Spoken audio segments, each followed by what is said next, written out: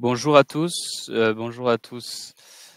C'est Juan Pablo González, société WeSeed. Et nous avons aujourd'hui avec nous Maël Bosson de la société eBike Labs. Est-ce que avant, vous pouvez me confirmer sur la bulle de chat à votre droite que vous nous entendez bien? Juste pour savoir si... Ok, parfait, excellent, je vois que vous nous entendez très bien. Du coup, peut-être avant de donner la parole à Maël, je me permets un petit peu d'expliquer le déroulé de ce live pour ceux qui n'ont peut-être pas l'habitude de le faire. Donc, sur votre écran, vous avez 3 bulles différentes. Donc, vous avez la bulle de chat sur laquelle vous pouvez interagir avec nous. Vous avez une bulle question.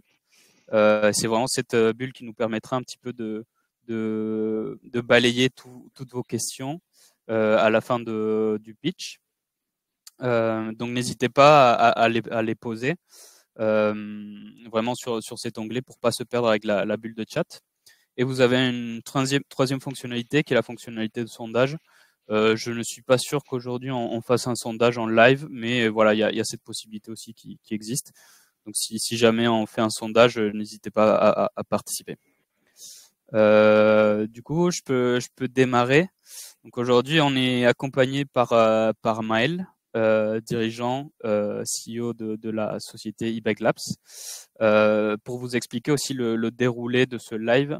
Donc on va commencer par une présentation de Maël de la société eBike Labs, les dernières nouvelles qui sont assez intéressantes pour vous tous et qui sont plutôt des bonnes nouvelles. Et après, on pourra passer plutôt à une session questions-réponses dans laquelle vous pourrez poser vos différentes questions. Donc n'hésitez pas à interagir avec nous, que ce soit sur la bulle chat pour poster des commentaires ou à la bulle des questions pour poser vos différentes questions. Sans plus, du coup, je donne la parole à Maël, déjà pour te présenter et puis pour présenter la société eBike Labs, les dernières nouvelles. Merci Juan, j'espère que vous m'entendez également tous.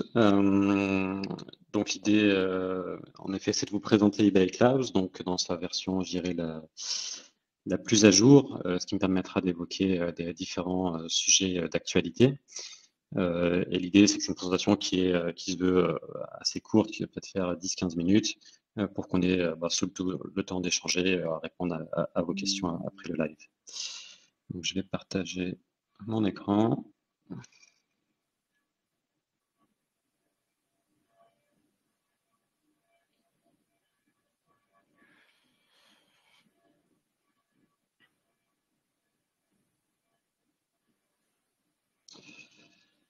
Hop, donc voilà, donc là vous devez voir mon écran.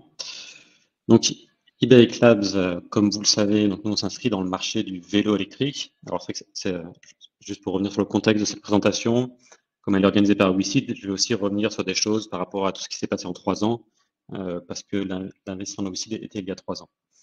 Et donc il y a 3 ans en fait, quand les WeSeeders ont investi dans la société, on était en fait la campagne s'est faite en plein Covid. Et c'est vrai que depuis 3 ans, du coup, le marché du vélo électrique s'est énormément confirmé avec une explosion des ventes. Et si on a, on va dire, une sorte de rectification du marché cette année, globalement, au vu des politiques publiques, des infrastructures qui se mettent en place, etc., de tout ce qui se passe à l'échelle européenne, en fait, toutes les études prévoient une croissance entre 10 et 20% par an du marché du vélo électrique, ce qui fait qu'on va passer de 5 millions d'unités par an vendus en Europe à environ 20 millions d'ici 2030. Et voilà, globalement, le vélo électrique se confirme comme étant le mode de transport le plus durable et un des piliers de la transformation de la mobilité à l'échelle européenne. Alors le marché se porte bien en termes de vente. Par contre, peut-être que vous l'avez aussi vu dans les journaux, on voit que certaines marques ont des difficultés, certaines même ont carrément fait faillite au niveau des marques de vélos. Alors comment ça s'explique? En fait, si on regarde comment fonctionne le marché, aujourd'hui, généralement, les marques de vélos vont acheter un système moteur complet tout fait, type Bosch ou Shimano. Donc un système moteur, c'est le moteur, la batterie, les capteurs, le logiciel. voilà, tous ensemble. Donc, ils vont acheter ce système assez cher, autour des 1000 euros. Ils n'ont aucune possibilité de se différencier avec ces systèmes, c'est-à-dire que c'est les mêmes systèmes pour toutes les marques. Et ce sont des écosystèmes fermés qui ne leur permettent pas justement d'innover, de rajouter des choses spécifiques. Et donc tout ça fait que en fait, ceux qui gagnent de l'argent, énormément d'argent aujourd'hui dans ce marché, ce sont les équipementiers type Bosch ou Shimano qui vendent ces systèmes moteurs et pas les marques de vélo. Donc nous, on va être là pour changer la donne et rétablir, on va dire, un certain équilibre avec les fournisseurs, avec notre produit, notre logiciel e-Bike OS, qui est le premier OS dédié au vélo, qui permet en fait d'acheter séparément à des acteurs spécialisés un moteur, une batterie, un des meilleurs systèmes moteurs pour l'usage urbain. Alors, en quoi ça va être le meilleur système moteur pour un usage urbain? Ça va être les systèmes qui vont être à la fois les plus puissants, les plus naturels, donc tout est automatique, on n'a rien à faire, c'est très facile à utiliser et très adapté à l'usage urbain qui est, où il se passe énormément de choses et on a intérêt à pouvoir rester concentré sur la route. Ça va être les systèmes les mieux protégés contre le vol, avec un système de verrouillage du moteur, et les systèmes qui vont permettre d'avoir des vélos plus robustes, avec par exemple un freinage régénératif qui est un freinage qui n'a pas d'usure, ou tout un tas de fonctions qui permettent d'optimiser la durée de vie des composants. Et ça, voilà, on a déjà fait énormément de test rides et c'est toujours un gros succès. Et à le tester, soit via nos clients dont on parlera plus tard, soit à un des événements qu'on fera chez eBay Labs. Donc, pourquoi est-ce que c'est intéressant pour les marques de vélo? Pour deux raisons. Il y a d'une part en fait une économie de coût, c'est-à-dire que designer son système moteur à partir de composants spécialisés, ça va être une économie de l'ordre de 400 € par rapport à un système complet. Et ça va être aussi des composants en moins installés sur le vélo, parce qu'on n'a pas besoin de boîte de vitesse, on n'a pas besoin forcément nécessairement d'un afficheur avec différents modes d'assistance, on n'a pas besoin d'un cadenas de cadre. En tout cas, c'est des choses qui deviennent optionnelles et qui permettent d'avoir des vélos plus minimalistes et donc moins chers à fabriquer.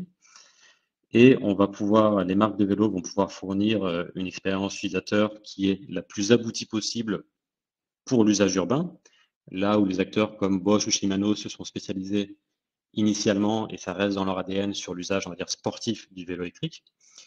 Et donc, avec plus de clients et moins de coûts, ça permet simplement d'avoir des marques de vélo qui fonctionnent mieux en termes de profitabilité.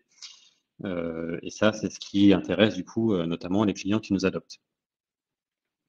Donc, comment est-ce qu'on vend notre produit?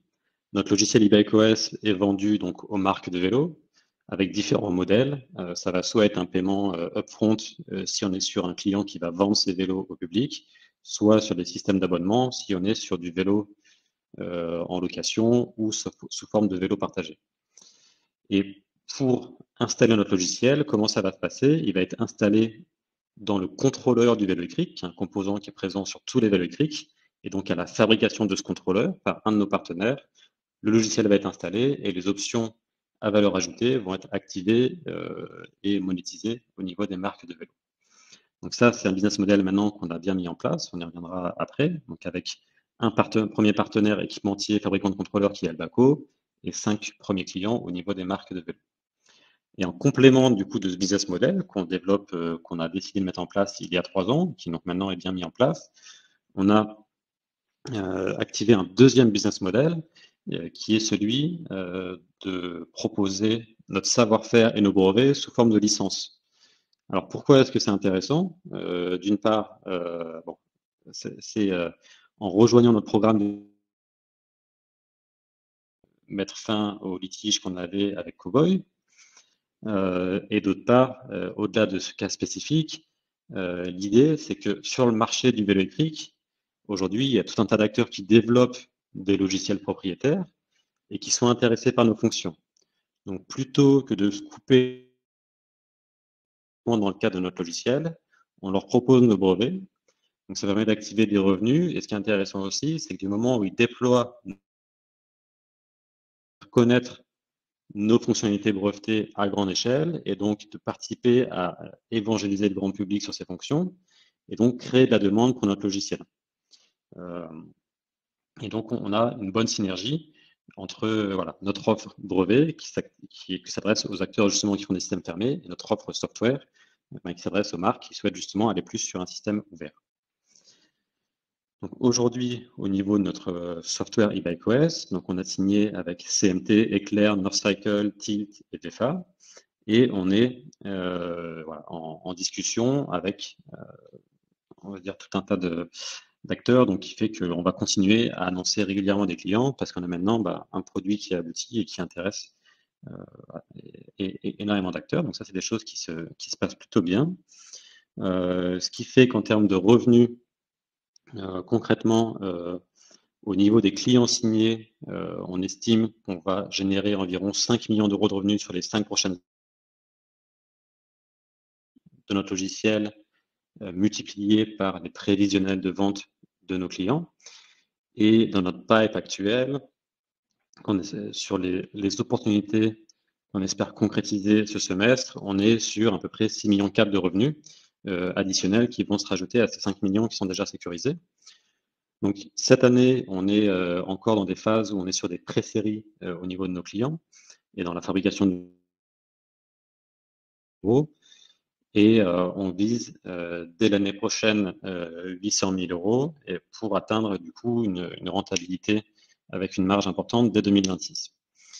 Et donc tout ça, c'est avec un plan qui est relativement conservateur, hein, qui est donc notamment de doubler le nombre de clients cette année par rapport à ceux déjà signés, ce qui est conservateur dans le sens où avec le produit disponible, les premières références, les choses vont plutôt aller dans le sens de l'accélération.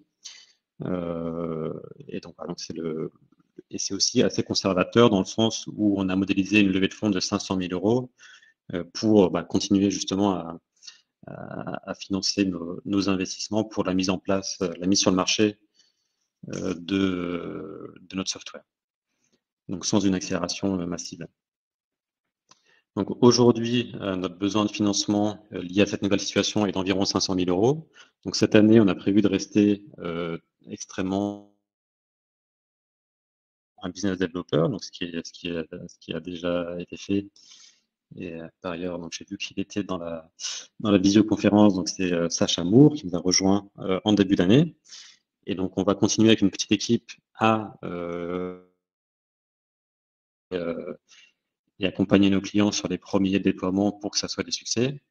Et on va petit à petit, au fur et à mesure que nos revenus grandissent, renforcer l'équipe, principalement d'un point de vue marketing,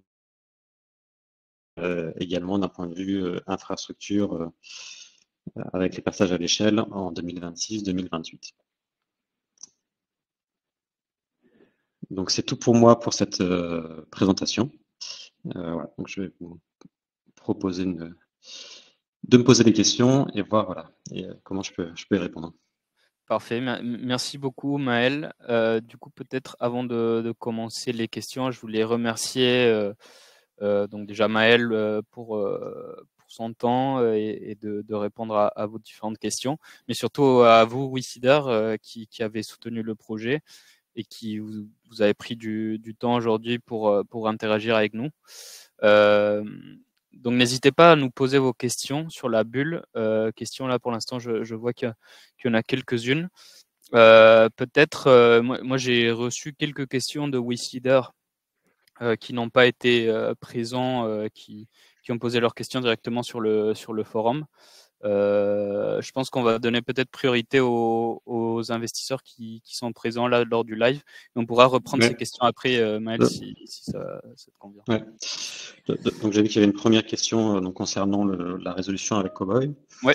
Donc c'est pour répondre, je vais avoir un peu de réponses. Il y a un premier aspect qui est vraiment le contenu de l'accord aujourd'hui, il est confidentiel, donc je ne peux pas rentrer en fait dans les détails de cet accord. Ce qui est public et communiquement ce qu'on peut communiquer publiquement, c'est que Cowboy a rejoint le programme de licence de brevet. Ça, c'est un premier point. Et l'autre point qui est important, c'est que on a, et ça c'est un travail qui a été fait via un travail justement sur la commercialisation des brevets et qui ont validé quelque part qu'avec cet accord, ça nous permet de valoriser notre portefeuille brevet seul selon les scénarios à venir, entre 7 et 13 millions d'euros. C'est-à-dire que juste la valeur de nos brevets, ça confirme quelque part la valeur IP d'eBay Labs. Et c'est ça, c'était un des aspects qui était important pour nous dans ce conflit, c'était quelque part de pas... les WeSeeders notamment et nos actionnaires en général ont investi sur la base d'une valeur IP et c'était important de montrer que cette valeur IP était là. Et donc, l'accord signé ne remet pas en cause la valeur IP d'eBay Labs, au contraire. Et je pense que c'est ça qui est important. Et donc là, aujourd'hui, voilà, nous, quelque part, on considère vraiment que tout ce qui s'est passé, l'aspect conflictuel, c'est du passé. Donc là, on se projette dans le futur, que ce soit avec Cowboy ou avec les autres, pour justement mettre sur le marché à l'échelle la plus grande possible notre technologie, avec notre qui par ailleurs, avec notre motto qui est de faire de tout le monde des cyclistes. Et on voit vraiment que dans cette voie-là, on avance.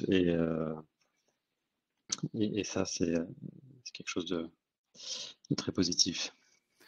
Parfait, merci beaucoup. Vous verrez aussi que dans le chat et dans les questions, il y a Jean René, qui est lead founder de la société eBike Labs, qui est présent et qui nous écoute. Malheureusement, il y a eu des petits soucis techniques qui empêchent qu'il soit aujourd'hui avec nous en caméra et en audio, mais il répond aussi à vos questions. Donc effectivement, la question de Laurent sur la taille des flottes équipées par l'eBikeOS.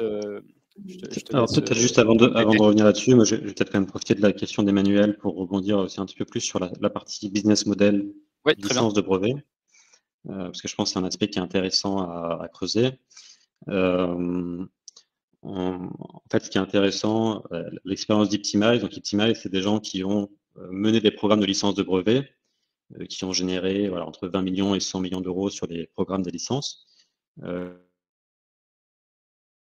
Généralement démarré par un conflit du type de celui qu'on a vécu. Donc, quelque part, c'est ce côté positif des choses, c'est que le sujet de l'IP, c'est toujours un sujet compliqué. Et quand on a un conflit qui, quelque part, connaît un output avec un accord de licence, ça permet en fait de mettre un prix sur justement les brevets et ça permet de le commercialiser d'autant plus facilement à grande échelle dans un second temps. Et donc c'est ce qu'on va faire. Et ce qui est intéressant aussi, c'est qu'Iptimize, donc une structure privée, en fait, nous aide à commercialiser justement nos brevets dans un business model où 100% à la réussite, c'est-à-dire qu'il ne coûte rien à la société aujourd'hui. Et ce qui veut aussi dire que c'est un autre élément de crédibilité sur quelque part la crédibilité de notre business model sur cette partie brevet pour le futur. Voilà, parfait, merci. Oui, effectivement, on a eu quelques questions d'autres WeSeeders sur ce modèle sous forme de licence. Je pense que ça répond bien à ces différentes questions. Du coup, je reviens sur la taille des flottes équipées par e-bike. Donc, on a un premier élément de réponse de Jean sur l'espace questions. N'hésitez pas à regarder. Je te laisse peut-être compléter, Maël. Ouais, pour compléter, donc c'est vrai que sur les premiers clients, on n'a pas uniquement des nouvelles marques, mais on a aussi beaucoup de nouvelles marques. Et en fait, une raison à ça, pour être transparent, c'est aussi que notre produit, donc le premier contrôleur compatible avec eBikeOS, il est en train d'être mis en production vraiment en ce moment. Et c'est vrai que tant que la production n'était pas live, il y a toujours c'est-à-dire qu'il y a forcément un niveau de risque supérieur. Et ce qui, pour beaucoup d'acteurs plus établis, c'était ça m'intéresse, mais j'attends justement de voir que le produit est facilement achetable dans une solution industrielle, avec celle d'Albaco, etc. Donc c'est vrai qu'au niveau des prochains clients visés, on est des acteurs qui sont plus établis, parce que au-delà de l'attractivité des fonctions qu'on amène, quelque part, plus on avance dans la mise dans les déploiements avec nos premiers clients, plus ça rassure justement ces acteurs plus établis sur la qualité de la solution industrielle, les délais, etc. Donc c'est aussi pour ça qu'il va y avoir, on pense, une accélération de notre développement commercial, au-delà des premiers clients qui sont vraiment, on pense, des clients qui sont très prometteurs aussi en termes de développement, parce qu'on est vraiment très alignés sur la vision du marché, de comment le marché évolue, et là où il y a beaucoup de vélos à déployer, on voit qu'on va aussi attirer de plus en plus des acteurs un peu plus, on va dire un peu plus prudents, et ça, je pense, c'est aussi un cycle naturel dans les déploiements du coup d'un nouveau produit. C'est-à-dire qu'on a dans un premier temps les primo-adopteurs, puis les early adopteurs, puis ceux qui sont de plus en plus prudents. Donc voilà, donc on est en effet dans une nouvelle phase où on peut accéder à des clients qui sont intéressés par notre innovation et qui étaient peut-être un peu moins prêts à prendre, qui attendaient de voir un peu comment se déployer, se passer les premiers déploiements. Ok, parfait, c'est très clair. Du coup, peut-être que je passe. On a quelques d'autres questions. Est-ce que le système e-bikeOS fonctionne aussi avec des systèmes mixtes, batteries supercondensateurs? Alors aujourd'hui, comment répondre à ça? Aujourd'hui, on n'a pas de projet de ce type-là, client. C'est-à-dire qu'on n'a pas de client qui propose des systèmes mixtes. Notre volonté, c'est d'être le logiciel, on va dire, indépendant des fournisseurs de matériel. Et donc, tout client qui veut développer un vélo avec un système mixte et qui cherche un logiciel de contrôleur clé en main, bah, ça peut être intéressant de faire appel à nous, d'autant plus qu'on a des fonctionnalités extrêmement intéressantes sur tout ce qui est freinage régénératif, qui pourra tirer parti de cet aspect supercondensateur aussi. Donc voilà, c'est un potentiel à développer. Ok, parfait. Une question sur la progression du chiffre d'affaires. Est-ce qu'elle est plutôt basée sur l'augmentation des licences vendues ou l'arrivée de nouvelles fonctionnalités du logiciel? Je pense que c'est plutôt un mix des deux, mais je te laisse répondre à cette question. Je dirais qu'on est plus sur l'augmentation des licences vendues. Alors c'est que en fait, on a aujourd'hui, si on rentre dans les détails de nos offres, on a 3 packages de fonctions. Et l'objectif, c'est dans ces packages d'amener toujours chaque année, ces packages sont mis à jour avec de plus en plus de fonctions et d'améliorations. Et donc là, c'est clairement, on est à un point, comme je disais précédemment, où on a voilà, des premiers clients et on a clairement une vague de nouveaux adopteurs qui arrivent et c'est ça qui va faire grandir le plus fort notre chiffre d'affaires, plus qu'un revenu par client. Ok, très bien, merci. Alors, on a une question. Aujourd'hui, quelle est environ la durée de vos contrats avec vos clients?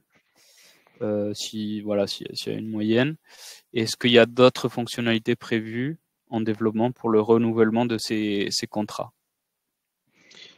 Donc on a donc sur la durée, généralement les engagements sont entre guillemets pas très longs, c'est des engagements d'1 ou 2 ans. Par contre, ce qu'on considère et ce qui est partagé avec nos clients, c'est qu'on est sur des partenariats qui vont plutôt durer 7-8 ans. Parce qu'en fait, du moment où un client nous adopte, met en avant e-bikeOS auprès de ses vélos, tout son intérêt, ça va être de faire durer ce partenariat. Et nous, on essaie de vraiment être dans une dynamique de travailler, de faire une promotion mutuelle. C'est-à-dire que e-bikeOS va faire la promotion des marques de vélos qui adoptent e-bikeOS et les marques qui adoptent e-bikeOS vont faire la promotion d'e-bikeOS. Et ça, on pense, ça va créer un cercle vertueux. Parce que par exemple, quelqu'un qui teste un vélo cargo avec e-bikeOS va peut-être trouver e-bikeOS intéressant et va vouloir s'acheter un vélo de ville et trouver dans une autre marque qui adopte e-bikeOS un vélo de ville qui va l'intéresser. Donc ça, nous ce qu'on veut, c'est vraiment développer un portefeuille de solutions assez variées avec e-bikeOS pour que quelqu'un qui soit intéressé par e-bikeOS puisse trouver un vélo qui correspond à son besoin. Donc ça, c'était pour répondre à la durée. Alors sur les autres fonctionnalités, donc on a beaucoup de choses en développement. Pour donner un ordre de grandeur de l'ambition, c'est-à-dire qu'aujourd'hui, on a une dizaine de fonctionnalités brevetées, donc une dizaine de fonctions clés et qui sont visibles sur notre site web e-bikeos.com, ce qui fait qu'on a déjà un certain intérêt du marché.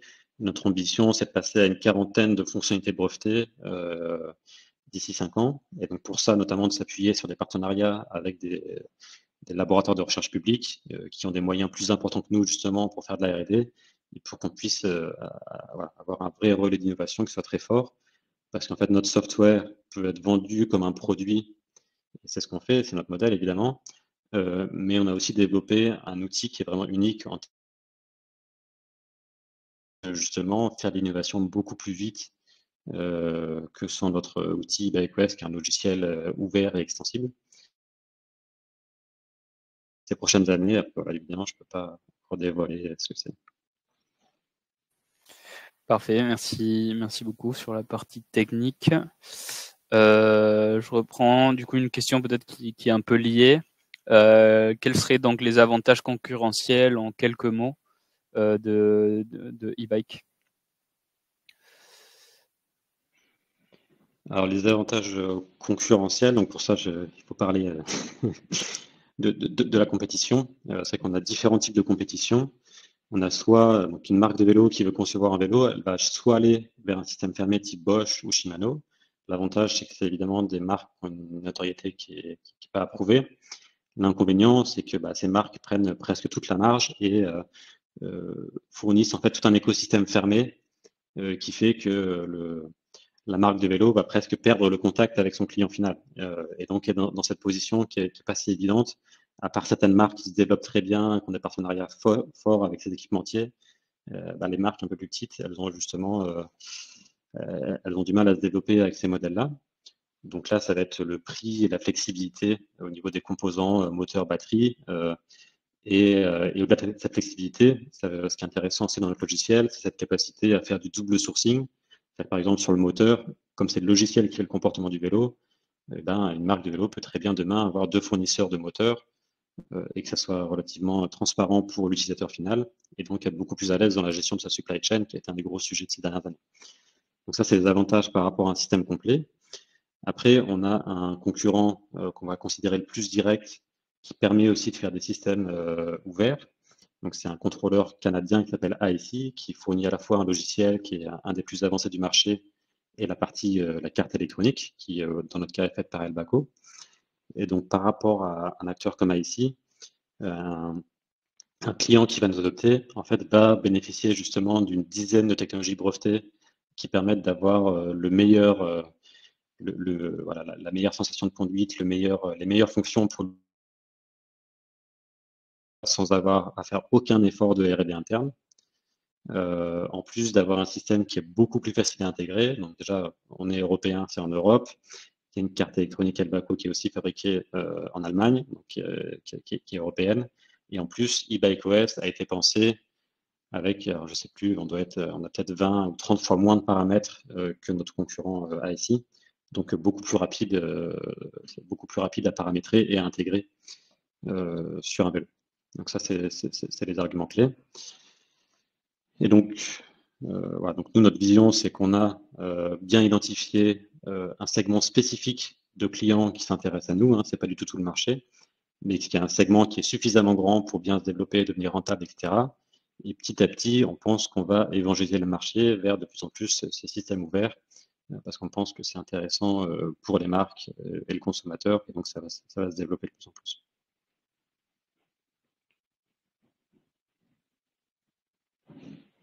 Parfait, merci beaucoup pour cet élément de réponse. Je vais reprendre les questions, peut-être plus sur la partie financière. Est-ce qu'on peut revenir sur les différents segments de revenus et donc les projections des actuals contre les futurs et peut-être détailler un petit peu les hypothèses qu'il y a derrière ces chiffres?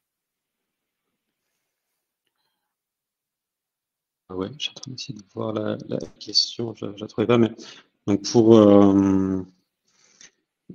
au niveau des revenus, donc il y a deux choses déjà. Donc c'est qu'on a deux business models, comme on l'a dit, il y a la vente de licences brevets et la vente du logiciel. Aujourd'hui, dans nos modélisations, la vente de licences brevets, c'est environ 25% de nos revenus futurs et 75%, ce sont les revenus logiciels. Donc ça, c'est pour donner comment ça se répartit. Et on pense que ce qui est intéressant, c'est quelque part, peut-être que l'un va finalement plus grandir que l'autre, mais c'est aussi je dirais, un risque en moins pour les actionnaires eBike Labs, parce que voilà, si le marché reste plus sur des systèmes fermés, en fait, notre business d'IP va mieux se développer. Si en effet, comme on le pense, le marché va plus vers des systèmes ouverts, notre business software va plus se développer. Mais dans tous les cas, il n'y a pas un gros risque parce qu'on est présent sur les deux segments de marché. Donc ça, c'est un niveau vraiment au niveau sur le marché. Ensuite, au niveau de nos clients, ce qui est intéressant aujourd'hui, c'est qu'on est sur des segments assez variés, puisqu'on a un acteur qui fait un vélo de ville type VFA, ou type, on a un acteur qui fait un vélo aussi urbain, que j'ai qualifié d'un peu plus haut de gamme, qui s'appelle. On a un gravel très haut de gamme avec CMT. On a du vélo partagé en Inde avec Tilt. Et donc tout ça fait que donc on est sur des segments de marché qui sont différents, et c'est ça qui est hyper intéressant d'un point de vue scalabilité d'eBay Labs, c'est qu'on voit que les technologies qu'on a développées, et on a mis du temps à y arriver, c'est pas une technologie pour un segment très spécifique, pour un usage très spécifique, type ça va uniquement être intéressant pour le vélo partagé sans station, ou ça va être uniquement intéressant pour de la location. On est sur des fonctions qui sont recherchées, je dirais, par tous les usagers du vélo urbain, que ce soit pour un usage ponctuel avec une location à la demande d'un vélo, que ce soit de la location mensuelle, que ce soit pour l'achat d'un vélo, et que ce soit pour du vélo type livraison, type cargo, type usage personnel. Donc voilà, alors je me suis peut-être un peu perdu parce que j'ai vu que j'ai pas trouvé la question, j'avais peut-être pas en mémoire exactement qui a été la question. Oui, Donc, ouais, pardon, vas-y. je sais pas du coup si j'ai répondu à la question. Oui, la question, c'était la C'est question ce qui est intéressant. En tout cas, par rapport à il y a 2 ans, où on avait quelque part un segment de marché client qui était très resserré, comme là, on a des clients assez variés, ça va aussi nous permettre, en fonction des tendances et des secteurs de marché qui avancent bien, de ne pas être exposé à un risque d'avoir un des segments de marché qui peut, à un moment donné, moins bien fonctionner, parce qu'on a vraiment des clients qui sont très diversifiés dans leur géographie et dans leur nature d'activité. Et voilà, ça aussi, je pense, c'est un gros plus pour être serein sur le futur. Ouais, très bien. Je pense que ça répond bien à la question. C'était assez clair. Du coup, je reprends. Donc là, il y avait une question sur l'image eBikeOS, le logo, à laquelle Jean a bien répondu. Je vais peut-être pas passer du temps là-dessus. On a une question de Christophe. Est-ce que vous envisagez des évolutions de votre iOS de type Tesla avec des ajouts de nouvelles fonctionnalités lors des mises à jour du logiciel? Ouais, donc Jean-René, je vois qu'il répond plus vite que, que les questions arrivent. Il est Mais plus en effet, rapide que nous. ça fait partie de l'intérêt en fait de travailler avec un pure player du logiciel, que ce soit pour les clients ou au niveau des équipementiers. C'est-à-dire que souvent ceux qui fabriquent le moteur ou la batterie vont se dire je fais un système moteur, je fais un logiciel et je le vends et après j'y touche plus. Et en fait, comme nous, notre business model fait le software, en fait, on va pas, on a une équipe R&D avec une dizaine d'ingénieurs et de chercheurs, et on continue à faire évoluer. Donc, comme j'ai dit, avec cette ambition de passer d'une dizaine à une quarantaine d'inventions brevetées d'ici 5 ans. Et donc, on va continuer à amener des améliorations du logiciel qui seront disponibles via des mises à jour. Et ça, c'est aussi, d'un point de vue modèle économique, c'est une manière, ça va être une manière de se mettre en avant notre modèle plutôt plus récurrent type abonnement sur le logiciel, soit aussi la possibilité de vendre des mises à jour auprès du grand public et donc d'augmenter les revenus qu'on va pouvoir faire pour chaque client. Très très clair. Ok. Du coup, je vais peut-être passer aux questions plus finance, besoin de financement. Je vois qu'il y a quelques questions là-dessus. Déjà, il y avait une première question, s'il y avait une nouvelle levée de fonds via WeSeed, qu'est-ce qui est prévu, quels sont les besoins sur cette année 2024? Est-ce que tu pourrais nous donner quelques éléments? Donc aujourd'hui, nous, le besoin de financement estimé, il est à 500 000 euros, justement le temps que le ramp-up des revenus clients se fasse, donc pour atteindre la rentabilité. Donc ça, c'est sur le besoin de financement. Donc en effet, l'idée, c'est de faire appel à WeSeed pour faire une nouvelle campagne. Donc à la fois, pour que ça soit facile pour tous les WeSeeders qui avaient déjà investi de se réengager avec nous s'ils le font, Et donc, il y aura un sondage qui permettra justement dans les prochains jours pour évaluer justement l'intérêt de cette option-là. Donc ça, c'est bien ça qui est prévu. Et donc pour la récompense pour les premiers investisseurs, globalement, la récompense, elle se fait dans l'évolution de la valorisation de la société. C'est-à-dire que la valorisation il y a 3 ans était de 5 millions d'euros. L'année dernière, elle était à 7 millions. Et donc l'idée, c'est que voilà, c'est de pouvoir continuer sur une dynamique positive qui fait que les investisseurs d'aujourd'hui arrivent avec une valeur un peu plus chère, il y a un risque qui est moindre, donc il y a un possible output qui va être plus faible, mais il y a cette logique-là. Et ce qui est intéressant pour nous aussi cette année, c'est que en fait, il y a un dispositif fiscal qui se renforce, qui fait que les investissements vont être éligibles à 50% de réduction d'impôt. Donc c'est quelque chose qu'on doit valider avec les avocats fiscalistes de WICID, mais a priori c'est le cas. Et ça va permettre en fait cette année de proposer, je pense, quelque chose d'extrêmement attractif, parce qu'il y aura voilà, quelque part cette défiscalisation de 50% qui permet vraiment de réduire énormément le risque, et à la fois un projet qui, je pense, a beaucoup mûri en 3 ans, et qui maintenant est sur des rails solides, et, voilà, et on espère qu'on pourra justement du coup compléter notre besoin de financement. Ouais. Effectivement, je me permets un petit peu de compléter ta réponse. Donc effectivement, en interne chez WICID, donc on a bien l'intention d'étudier le dossier, bien sûr de faire les diligences qui sont nécessaires pour s'assurer voilà que le projet avance bien, mais on est plutôt partant de continuer à accompagner e-Bike Labs. La société avance bien. Il y a ce litige qui avait un petit peu freiné le projet, mais aujourd'hui ce frein il est écarté, ce qui nous permet d'envisager effectivement une levée de fonds cette année-là, en 2024. Et comme précisé par Maël, ce dispositif fiscal renforce un petit peu cette récompense, même s'il est un petit peu indirect, et de diminuer le risque lié à l'investissement. Donc tout à fait, on fera le nécessaire chez WICID pour mener les diligences, étudier le dossier, faire des audits et présenter ce projet en collecte. Mais il y a quand même une étape auparavant, un sondage, et on vous invite à participer pour voir un petit peu aussi votre intérêt de participer à cette nouvelle levée de fonds. Donc, ouais. J'ai vu qu'il y avait une nouvelle question sur les marques d'intérêt pour un rachat ou pour un gros investisseur. Ouais. Donc les marques d'intérêt pour un rachat, donc en toute transparence, évidente, c'est qu'en fait aujourd'hui on est au niveau de notre portefeuille brevet reconnu comme dans le top 10 mondial des technologies d'assistance, et donc aux côtés de Bosch, Shimano, etc. d'un point de vue IP.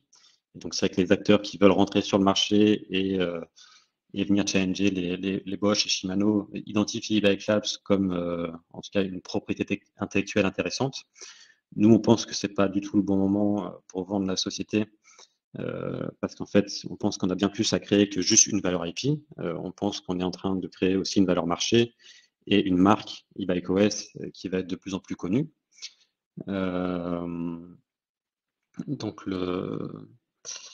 Donc ça, c'était sur les rachats, et on pense que l'année prochaine, il y aura sans doute aussi un intérêt d'autant plus fort qu'il y aura déjà une dizaine de projets clients déployés, et ça va continuer justement à attirer.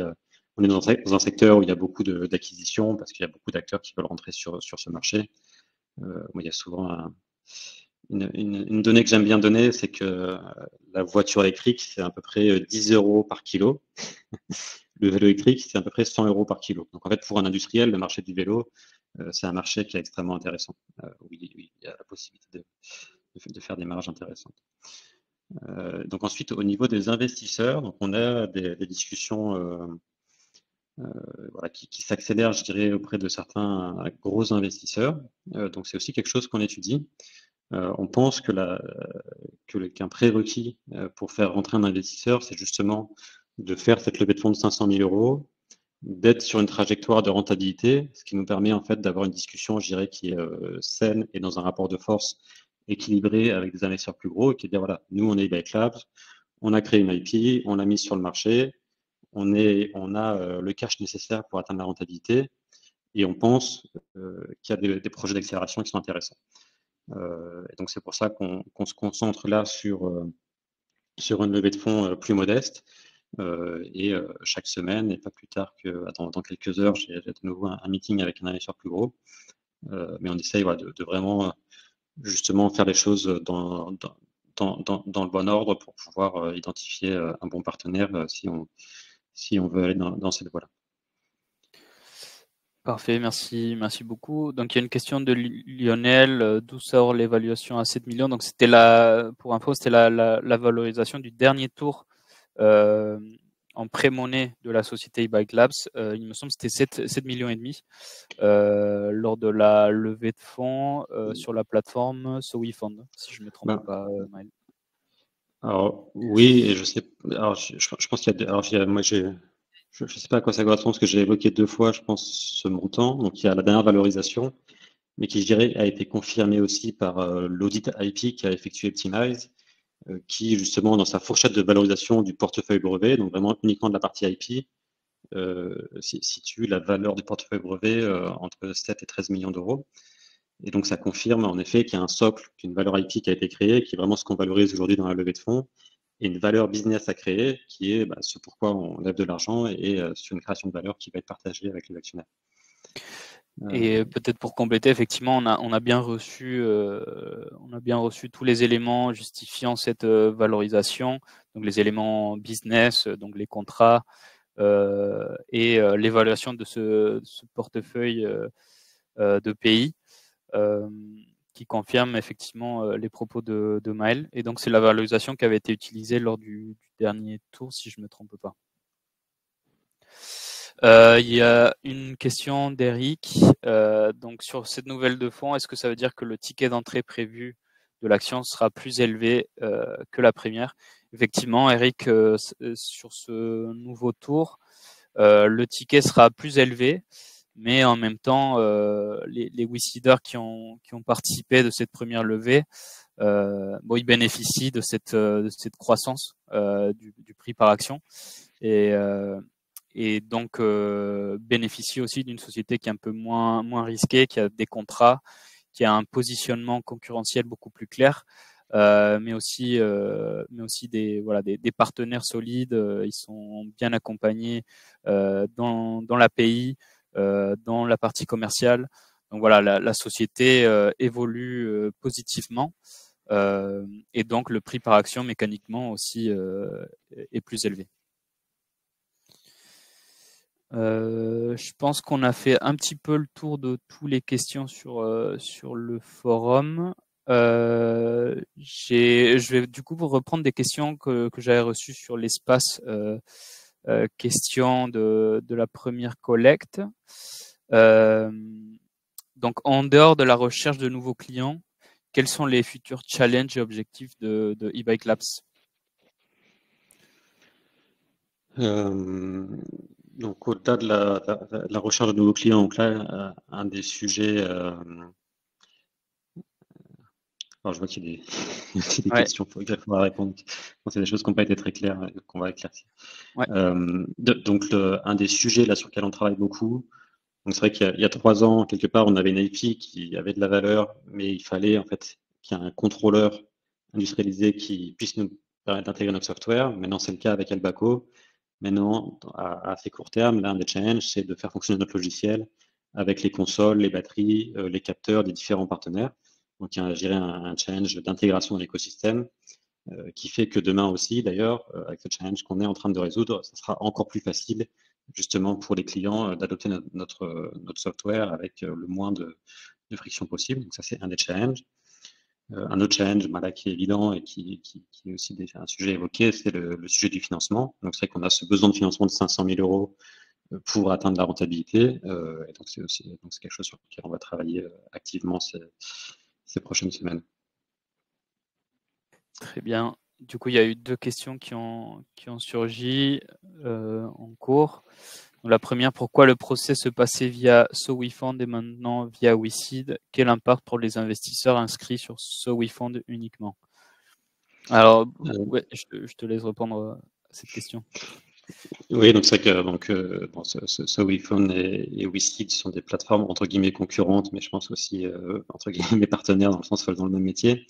Donc c'est vrai que l'année dernière, on avait fait le financement sur SoWeFund parce qu'on avait des besoins, je dirais, un peu spécifiques en termes de flexibilité et WeSeed ne pouvait pas répondre à ces besoins. Et du coup, on a donc fait cette campagne qui a bien marché sur SoWeFund et voilà, on a aussi d'excellentes relations avec SoWeFund et c'était super qui nous accompagne l'année dernière, qui a été une année justement pleine de challenges, notamment avec ce conflit.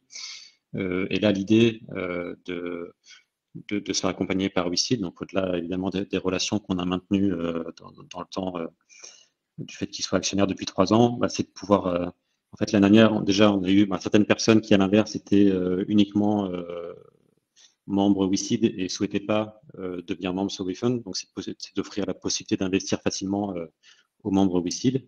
Donc, que ce soit auprès de nos actionnaires historiques qui sont déjà inscrits sur WeSeed, mais aussi auprès de la communauté WeSeed qui, du coup, n'a pas vu notre dossier depuis 3 ans.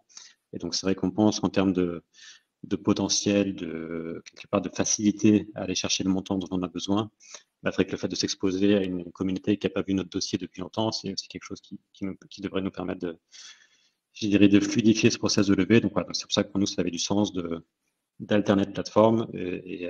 Voilà, tout ça pour. Donc, il n'y a pas de je sais pas comment dire ça, on n'a pas de problème avec SoWeFund ou avec WeSeed, c'est vraiment une question de trouver de faire ce qui est pertinent pour la société, le développement de la société. Tout à fait. Donc, je confirme les propos de Maël. Et donc, effectivement, la levée SoWeFund a eu lieu il y a quelques mois. Donc, c'était peut-être effectivement un petit peu moins pertinent de refaire une levée sur SoWeFund.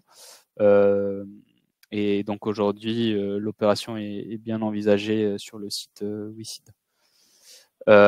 Donc, je vois qu'il y a la question de Lionel. Est-ce qu'il n'y aura pas de prime aux primo-investisseurs?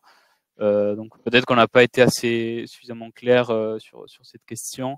Donc le prix par action sera effectivement plus élevé et donc il n'y aura pas de prime ou de bonus pour les premiers investisseurs des premières levées, mais indirectement ils bénéficient de cette augmentation de prix. Je ne sais pas si c'est suffisamment clair à expliquer comme ça, mais en tout cas cette augmentation du prix par action se verra reflété sur votre portefeuille WeSeed, sur le coefficient de performance auquel vous avez accès sur votre portefeuille.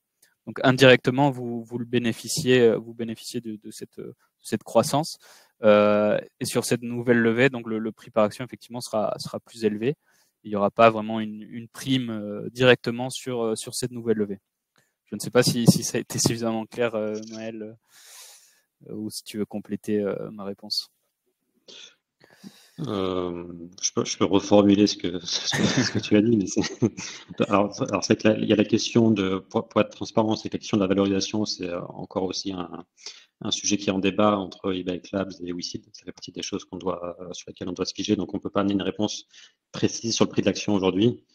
Mais je pense qu'on peut affirmer sans souci en effet qu'elle sera nettement supérieure à celle de 2021 en tout cas. Et donc en effet que l'idée c'est que les investisseurs qui ont pris un risque supérieur il y a quelques années où le projet était moins mature puissent bénéficier d'une plus-value au niveau de leur portefeuille de brut. C'est ça. Et pour répondre à la question d'Olivier, donc là l'idée nous c'est de lancer une campagne plutôt très très prochainement en fait au printemps, quoi. Tout à fait. Du coup, je pense qu'on a fait un petit peu le tour des questions. Je laisse peut-être quelques secondes sur les dernières questions, si on n'a pas plus. Hop, là, je vois une qui remonte. Ça pourrait être une idée de motiver les anciens à remettre au pot en récompensant d'une manière ou d'une autre. On prend note de cette suggestion. On va réfléchir, nous, en termes de de ce qui régit notre activité chez WeSeed, donc les plateformes de financement participatif.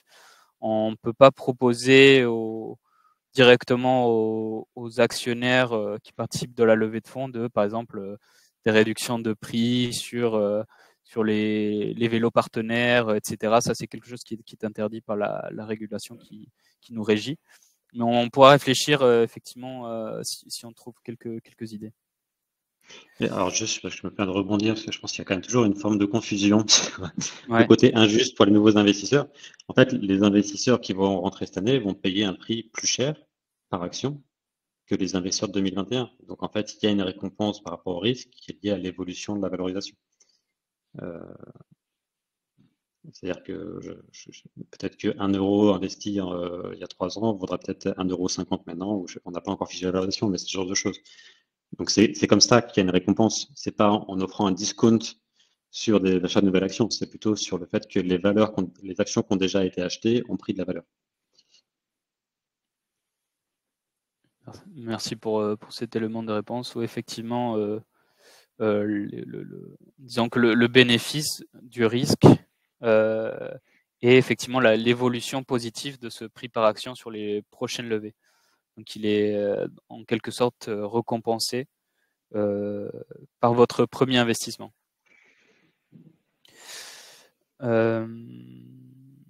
Est-ce que j'ai d'autres questions?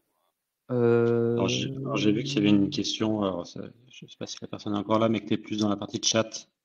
Dans la Il y avait une partie chat. question un peu spécifique sur l'évolution de la propriété intellectuelle avec des licenciés. Est-ce que des développements techniques pourraient être, ou est-ce que ce sera forcément partagé et que cela renforcera l'IP d'eBay Labs? Alors, je ne sais pas si c'est totalement clair pour moi la question, mais je vais essayer quand même d'y répondre. Je pense que donc nous, il y a la volonté d'eBayCOS, c'est d'être un logiciel ouvert qui permette justement aux clients en effet de développer leur propre brique IP par-dessus la nôtre. Et quelque chose qui n'est pas partagé à eBay Labs. Pourquoi? Parce qu'en fait, aujourd'hui sur le marché, on a vu beaucoup d'acteurs qui, parce qu'elles avaient un besoin spécifique, ont tout redéveloppé, donc entre guillemets réinventer la roue. Donc ça leur coûte des millions d'euros, alors qu'en fait, leur besoin, c'était de faire un changement de vitesse automatique pour une boîte de vitesse, c'était de faire marcher voilà, quelque chose de spécifique, et ça n'avait pas de sens qu'ils redéveloppent tout. Et donc, en effet, nous, l'idée, c'est qu'on travaille sur un découpage IP qui soit clair pour que les clients puissent développer leurs propres innovations, généralement liées à leur hardware. Donc, le split naturel qu'on voit, c'est eBay Labs va essayer d'être le leader sur tout ce qui est innovation, je dirais, pure software, c'est-à-dire tout ce qui est complètement indépendant du matériel. Pour nous, c'est dans notre métier, c'est à nous de le faire. Parce qu'en fait, peu importe l'industriel, tout ce qui est indépendant du matériel, quelque part, tout le monde a le même besoin, et donc ça va être nous, le fournisseur de la technologie. Par contre, un acteur qui développe un moteur spécifique, une boîte de vitesse spécifique, une fourche spécifique, un frein spécifique, elle peut avoir besoin d'une brique logicielle spécifique pour mettre en avant son innovation matérielle. Et là, c'est pas notre métier d'aller faire ce logiciel-là parce que c'est très spécifique à son composant. Et voilà, donc je ne sais pas si c'est une réponse claire. Et ça aussi, c'est quelque chose qui s'est dessiné un peu plus récemment. C'était pas forcément très clair il y a quelques années, justement qu'il y avait une logique à dire eBay Cloud, tout ce qui est indépendant du matériel, ça n'a pas de sens pour quelqu'un qui fabrique du matériel de le faire parce que tout le monde a le même besoin. Et quelque part, on est une mutualisation de la R&D de tous les acteurs industriels du vélo à ce niveau-là, parce que ce qui est indépendant du matériel, tout le monde a le même besoin. Et voilà. Et ce qui va être de l'innovation spécifique au matériel, là, on va laisser les clients s'exprimer. Il y a aussi plein de choses sympas à faire. Parfait, merci beaucoup Maël pour ces éléments-là. Donc pour information aussi, il y a le reporting qui devrait arriver d'ici quelques semaines, le reporting sur le premier trimestre de l'année. Donc vous aurez bien sûr plus d'informations, plus de détails à l'écrit. Donc n'hésitez pas à aller consulter ces informations-là qui vous seront envoyées d'ici quelques semaines. Et donc peut-être que je vais conclure pour respecter un petit peu le timing et le temps de tout le monde. Encore une fois, merci beaucoup à tous les WeSeeders qui ont participé. Merci beaucoup pour les interactions. C'était très intéressant et je pense que c'est important de garder ce lien avec vous. Donc, merci beaucoup pour votre disponibilité. Merci beaucoup à Maël aussi de passer du temps avec nous pour répondre à vos questions, pour vous donner des éléments un petit peu sur l'évolution de la société. Et donc, on vous tiendra bien sûr au courant des nouvelles informations. On vous convoquera donc à ce sondage d'ici quelques jours. Je te laisse le mot de la fin, Maël, pour conclure ce live. Et j'étais très content de voir qu'il y avait en effet une cinquantaine de personnes qui sont venues prendre des nouvelles. Donc ça, c'est évidemment toujours motivant pour nous. Voilà, peut-être juste pour finir, c'est qu'on a eu une année très chahutée l'année dernière. Donc on est hyper content de tous les dénouements positifs en ce moment. Donc voilà, je ne sais pas quoi dire, on est content que les choses avancent. Il y a beaucoup de choses qui sont maintenant très concrètes qui se passent et voilà, tout ça, c'est très motivant. On sait que les choses ont pris du temps et que ça peut parfois aussi poser des questions sur des sujets de confiance. C'est ça qu'on avait des projections qui étaient un peu plus rapides présentées il y a quelques années. Mais qu'en tout cas, nous, ce qui est intéressant, c'est qu'on voit que maintenant, ces projections, elles se concrétisent et elles sont beaucoup plus fiables. Et donc tout ça pour nous est très motivant, et notamment lié au sujet. Il y a la mission d'e-Bike Labs qui est de faire de tout le monde des cyclistes. Aujourd'hui, on a clairement un produit qui va contribuer à transformer la manière dont les gens se déplacent. Avec nos licences de brevet, on a déjà déployé nos technologies sur des dizaines de milliers de vélos. Voilà, et là, on fait une levée de fonds pour c'est super, super motivant. Parfait. Merci encore Maël. Merci aussi à Jean, René qui était dans les commentaires. Et si vous avez encore des questions, n'hésitez pas à aller sur le site. Vous avez un espace commentaire où vous pouvez poser des questions. On restera attentif à vos retours et à vos questions si vous en avez. Merci à tous et passez une bonne journée. Au revoir. Merci. Au revoir.